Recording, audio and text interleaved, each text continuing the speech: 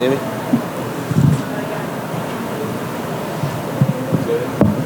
Well, Gordon, right? Obviously, we haven't seen you since September, I believe it was, when you won another ADCC. So how's life been after another victory like that? Life's been good. Can't complain. I went on like my first vacation in 10 years, and then got back and jumped right into the camp for this. So I'm just back in training, doing the same thing I always do. How'd the body react to your first vacation in 10 years? It was kind of weird, to be honest. I got there and I was like, oh man, like 3 days in, I was like, man, this is cool. And the fourth day, I was like, kind of bored. Like, I feel like weird not training. We were there for 2 weeks. We went to Hawaii. So then we got back and I'm like, oh, thank God I'm back. I was like dying not training. So it was fun, but I like the routine. And then obviously you're headlining the UFC Fight Pass Invitational 3 against, it's the rematch against Vinny. Outside of like the ADCC and everything, was it important for you to get this rematch against Vinny, knowing that he was, I believe, the last guy to defeat you, correct? Yeah, he's the last match I had, the last loss I had in 2018. He's one of 3 guys to beat me at black belt, and I already beaten Felipe, and then Vinny is like the last guy that I have to compete against. So I'm looking forward to get this back, because once I beat him, then I will have beaten everyone that I could beat who has beaten me at black belt. And obviously, as an MMA fans and reporters, we've heard of Vinny's background since he joined the UFC. But is he the same grappler as you faced all the way back then, or do you believe you have finally surpassed him in skill? Vinny has been focusing a lot on mixed martial arts, but he's been competing in jiu-jitsu too. He hasn't been as successful recently as he has been in the past with jiu-jitsu, but he's always dangerous. He's a very big guy. He's hard to submit, and he's very, very dangerous. So, I think that we're both different grapplers, but I think it's going to be hard for him to keep up with the level of development that I've been looking at the last 5 years. So I think the technical gap is going to be too big now for him to avoid a submission. And then I would be remiss if I didn't ask. I'm sure a lot of fight fans are always curious if you're ever going to jump into a cage or put on gloves or anything. Is there still any future for you inside mixed martial arts, or are you just solely grappling?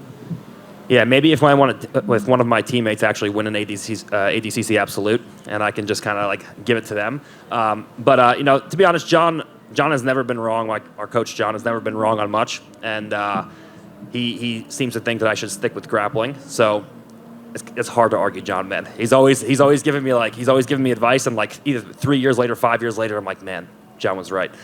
So for right now, I'm gonna stick with grappling, and then maybe if like one of our guys wins the Absolute and starts dominating people like I do, then I'll make the jump. But for right now, grappling.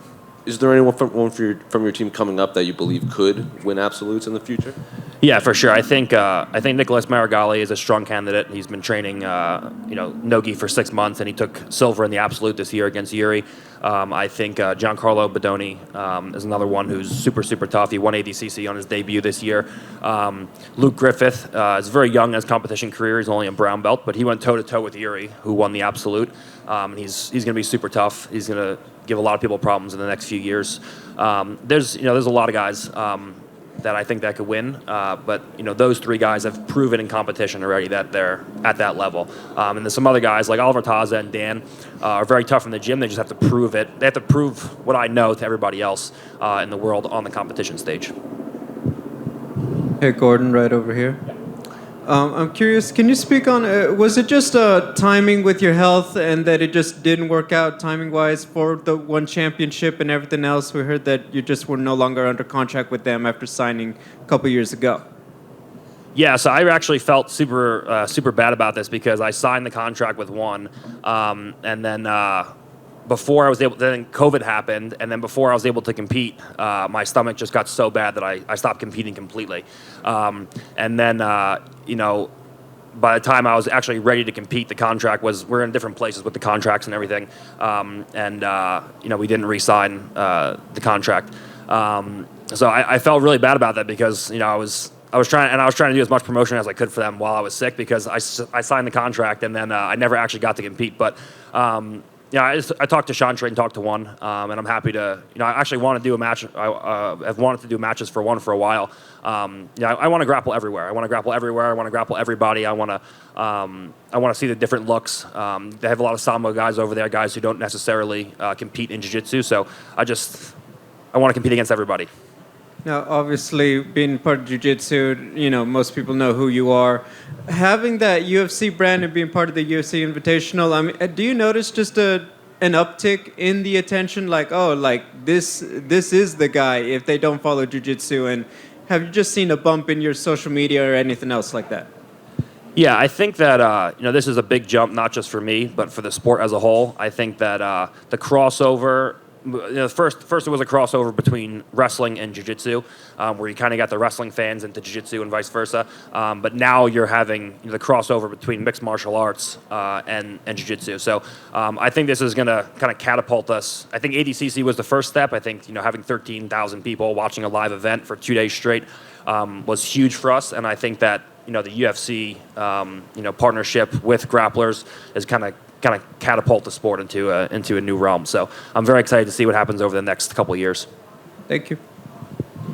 Hey, Gordon. I just wanted your thoughts on the Ruotolo brothers. They're taking the jiu-jitsu scene by storm, kind of, and I just wanted your overall thoughts on them. Yeah, so they're very, very talented. I've known them for years. I knew that at some point I'd probably be competing against them, or I'd be in talks to compete against them. And Ty actually just called me out. Cade is actually very polite. He's like the same person on social media as he has always been. Ty's getting very confident, and with me it's false confidence. He wanted to compete against me. He asked me for 10-1 odds like I gave to Felipe, and I told him to put. I told him and his brother, they just wanted the $50,000 bonuses for one championship. So I told them to put their $100,000 against my $200,000, and I'll fight him back to back and give him 2-1 odds. And he never responded. Ty can hang with the best guys. He can compete against anybody in the world, but I'm different. Do you think a matchup is probably going to happen in the future at some point? I mean, I hope so. Free money is good money. So, thank you.